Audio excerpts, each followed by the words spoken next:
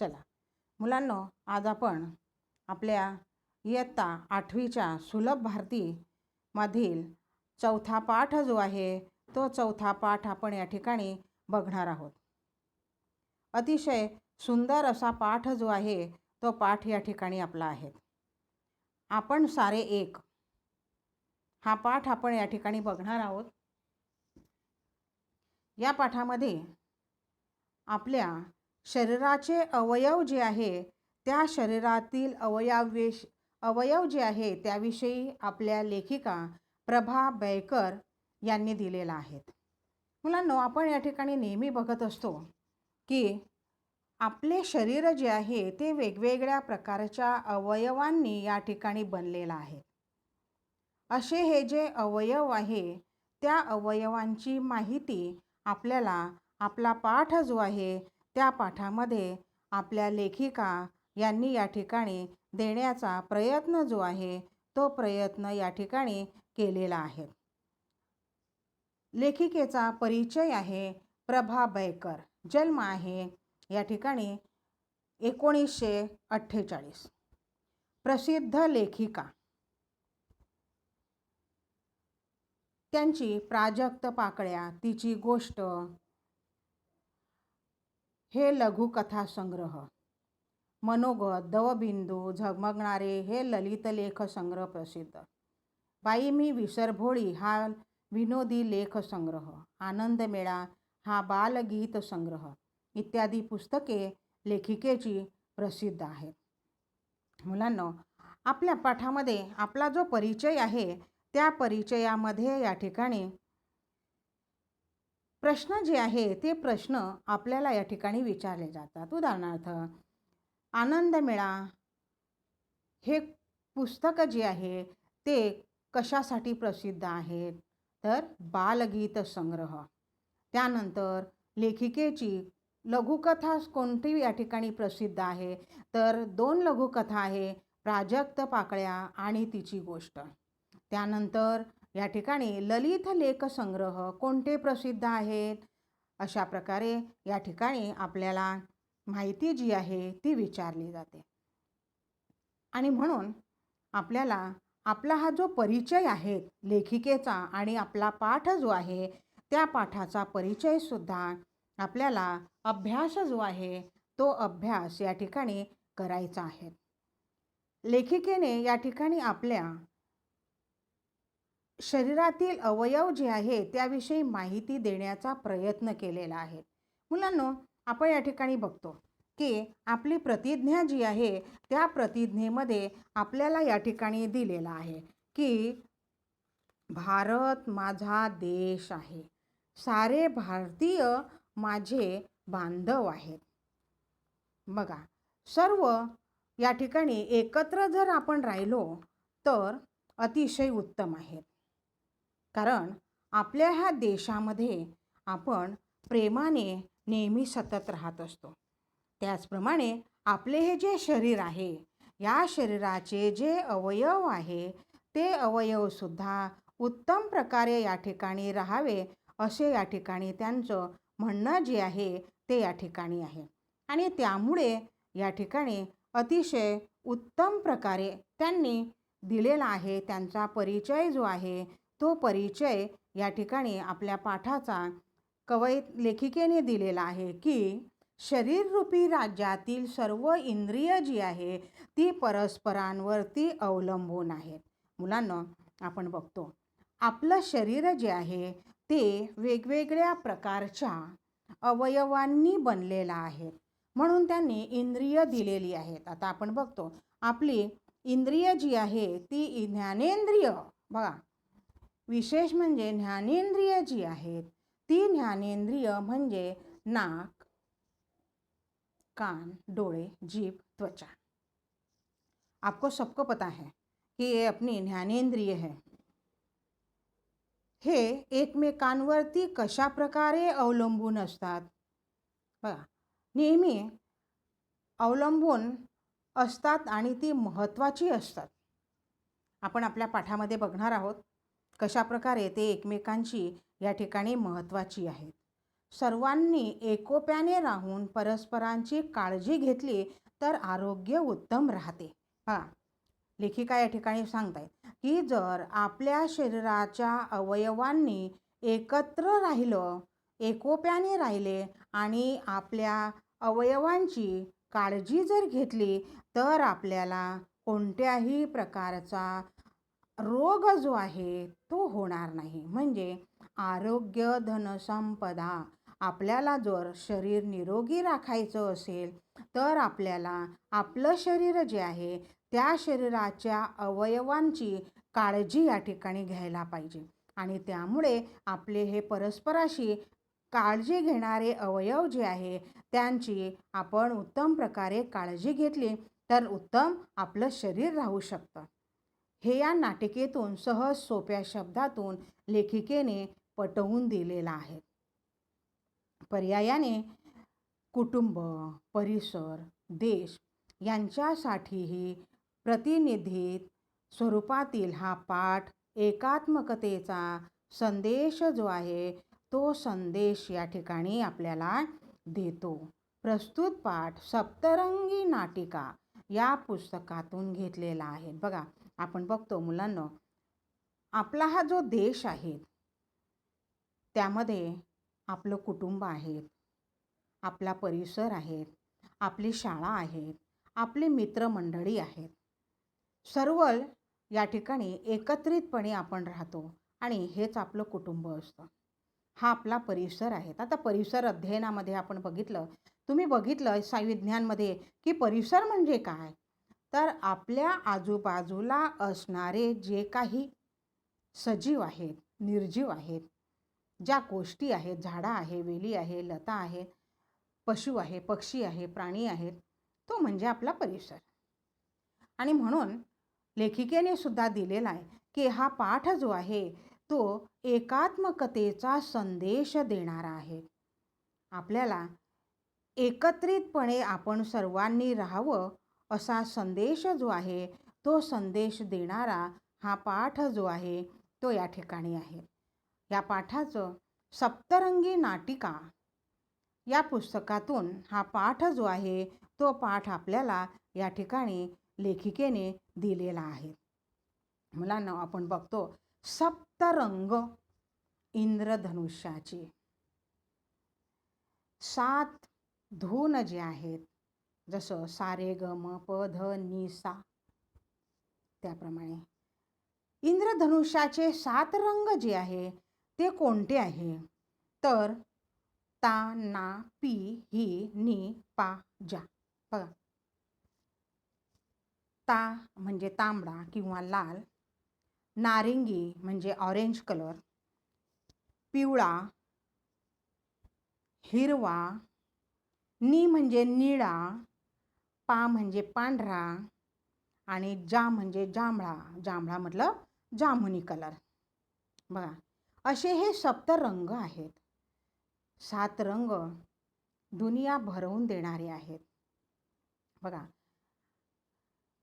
बालकवी यांनी श्रावण मास या कवितेमध्ये इंद्रधनुष्य जो आहे त्याचं वर्णन जे आहे ते वर्णन या ठिकाणी केलेलं आहे. कशा प्रकारे, श्रावण माशी हर्ष मानसी हिरवळ दाटे चोहीकडे, क्षणात येते सरसर शिरवे, क्षणात फिरुनी ऊन पडे. वरती बघता इंद्रधनुचा गोप दुहेरी विणलासे, नभो मंडपी तोरण बांधले कोणी भासे.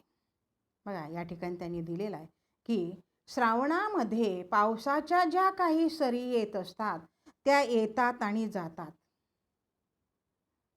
परंतु आकाशामध्ये जेव्हा हा इंद्रधनुष्य येतो तेव्हा जणू काही आकाशाला नभो मंडपी, नभो मंडपी, नभ याने आकाश, मंडपी म्हणजे आकाशाला तोरण बांधल्याचा हा भास होतो. कारण इंद्रधनुष्य जो आहे तो या ठिकाणी अर्धा गोल आहे.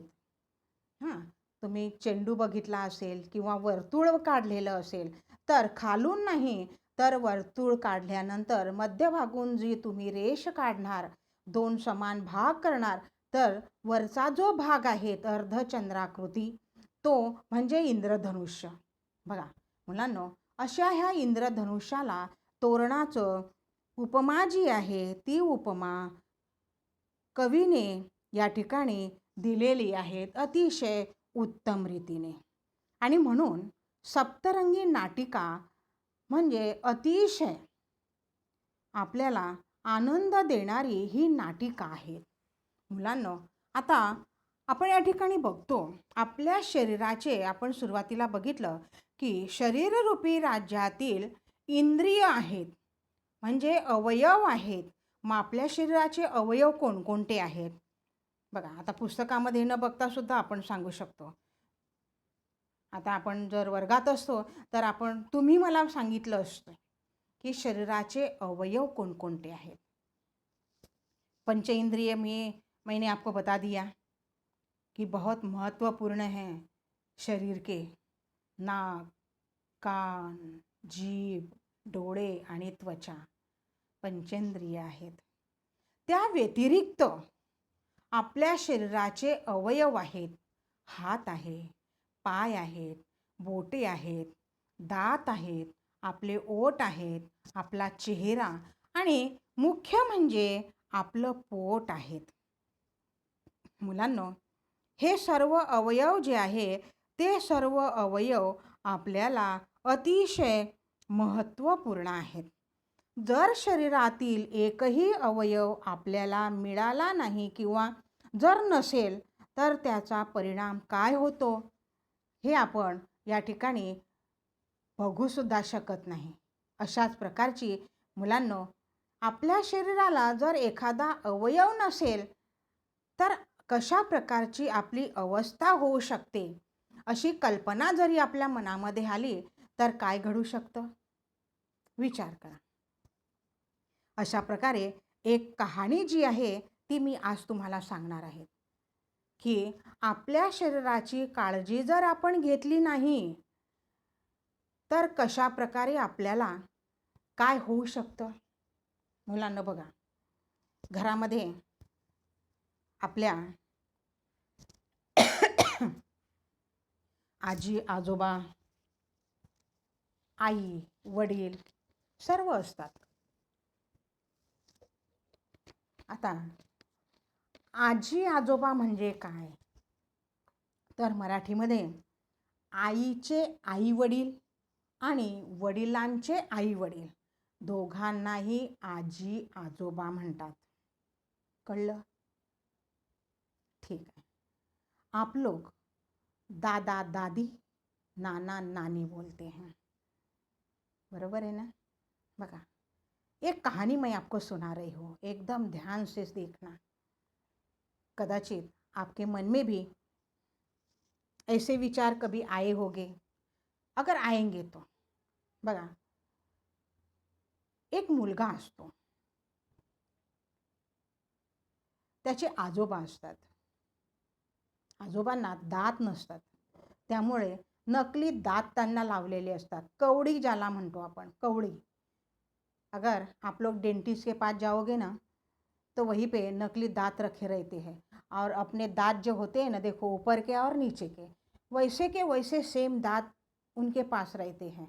जिसको दांत कोई भी एक भी दांत नहीं रहता है उसी को अपने मुंह में वो लोग कवड़ी लगाते हैं, उसी से खाते हैं। अगर खाना ख़त्म हो गया तो दांत निकालते हैं और एक कटोरी में पानी में रखते हैं। वो तो उसके आजोबा जो रहते हैं वो भी वैसे ही करते थे। खाना खाते थे तभी कवड़ी अपने दांत में अपने मुंह में रखते थे। खाना खा के हो गया तो निकाल के रखते हैं। लड़का जो रहता है वो लड़का अपने मन में सोचता है, काश अगर मैं भी अपने दांत ऐसे निकाल के रखता तो मेरी मम्मी जो है वो मेरे दांत घस के देती थी। मतलब माझे दात जे आहे ते सकाळी उठून घासून दिले असते, म्हणजे मला दात घासण्याची गरज पडली नसती। आहे ना आनंद? किती मनात विचार आहेत। परंतु तो एक विसरतो की नाही, दात जे आहे ते दात जर नसेल तर आपण काही खाऊ शकत नाही, कारण नकली दाताने आपण जास्त कडक वस्तू खाऊ शकत नाही ना। आणि त्यामुळे त्याचं मन जे आहे ते मन अशा प्रकारे विचलित होत असतं की आपल्याला दात नसते तर नसते म्हटलं असे जर कवडी आपण सुद्धा बसवली असती तर आईने दात घासून दिले असते.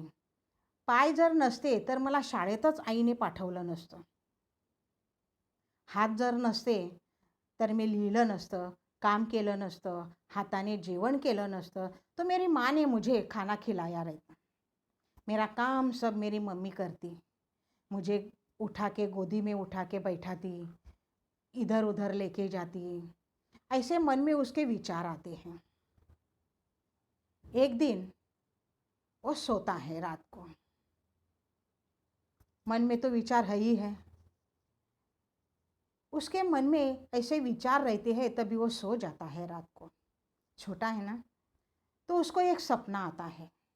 सपने में वो स्कूल में जाता है और खेलते खेलते गिर जाता है. गिरता है तो उसके पैर की हड्डी टूट जाती है. पैर को प्लास्टर लगा देते हैं.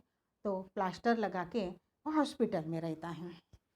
हॉस्पिटल में रहने के बाद वो सपने में तो है ही है, उसको बहुत मज़ा आता है क्योंकि मम्मी उसको खाना खिलाती है, उठाती है, बैठाती है, उसको दिन भर बातें करती रहती है, कहानी सुनाती है. आजी आजोबा है उसके, वो उनके पास रहते हैं. उनके पापा उनको बहुत प्यार करते हैं, उनको कहानी सुनाते हैं. स्कूल में जो भी पढ़ाया रहता है उसका होमवर्क उसकी मम्मी करके देती है. ऐसे करते करते एक हफ्ता बीत जाता है. लड़के को बहुत आनंद होता है कि चलो मैं बहुत सुखी हूँ. एक दिन ऐसे ही करते करते उसके सपने में सब अवयव आते हैं. वो उसको बोलते हैं.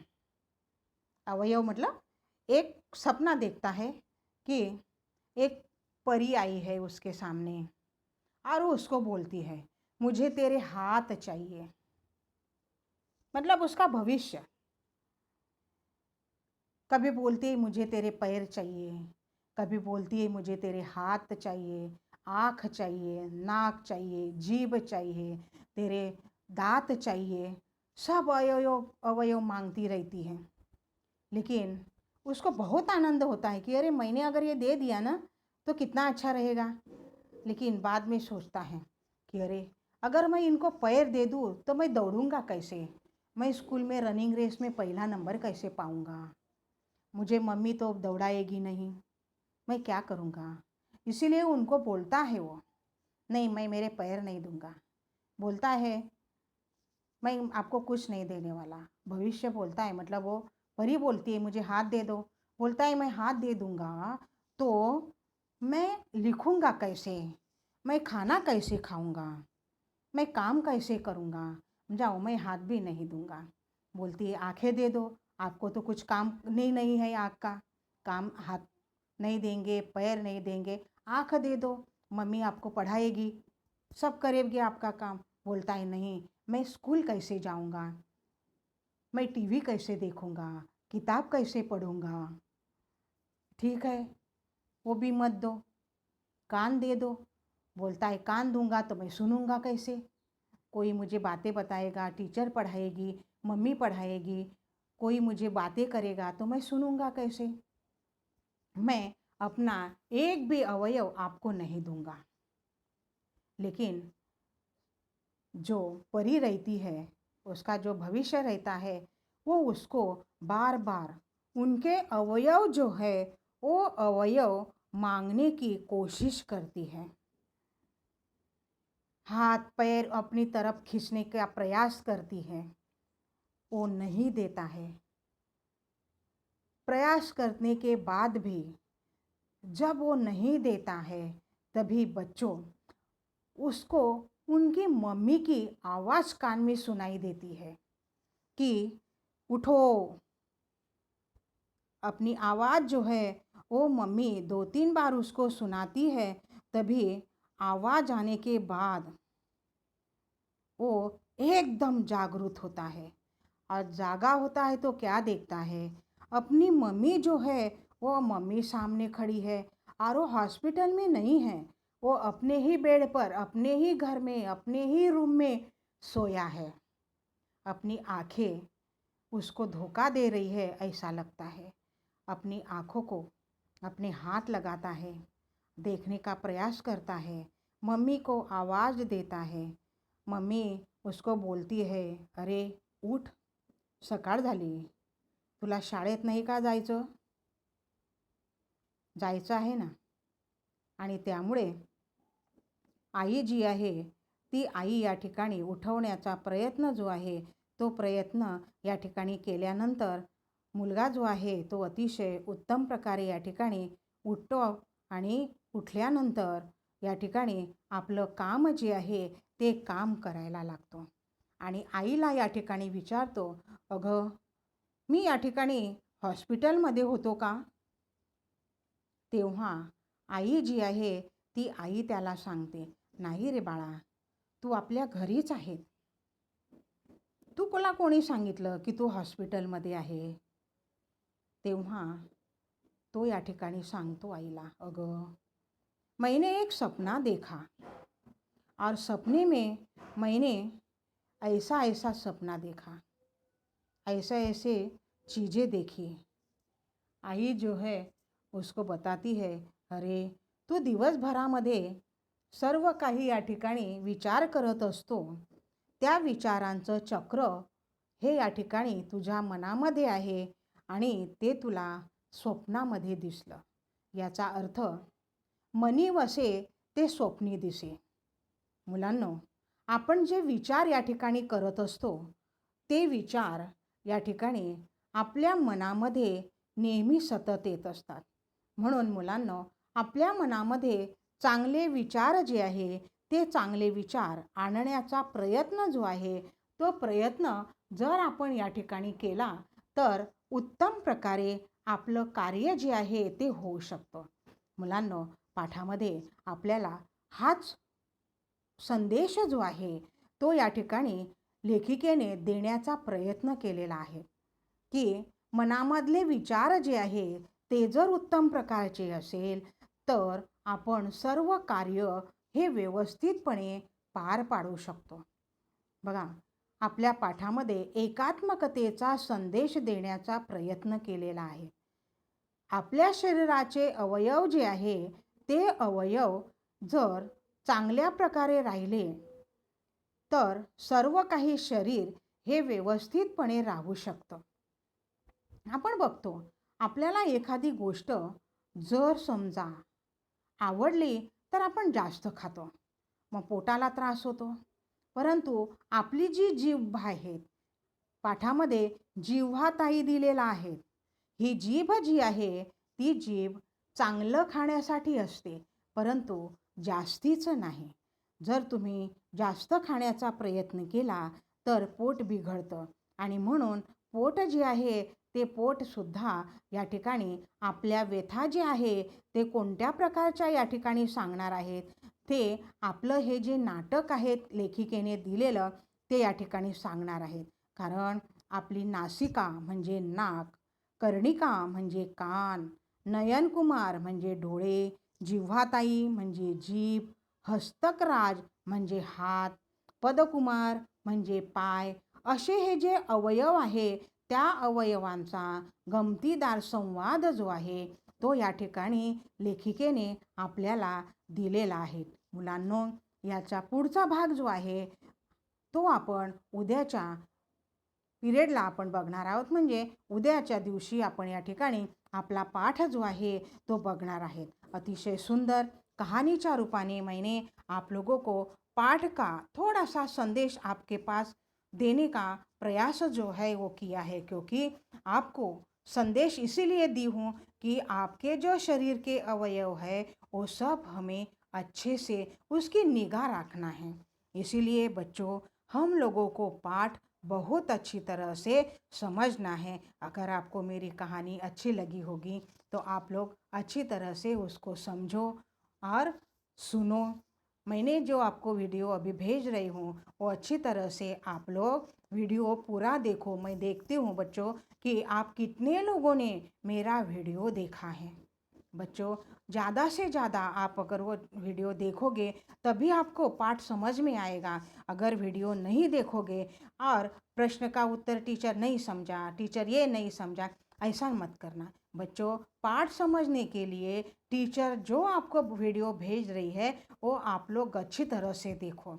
मैं आपका कितना लोगों ने देखा है अभी भी बता दे रही हूँ। आप अच्छी कहानी अगर मेरी बताई हुई सुनोगे तो आपको बहुत अच्छा लगेगा और आपके शरीर के अवयव कैसे अच्छे रखना है कल वापस मैं आप लोगों को बताऊंगी।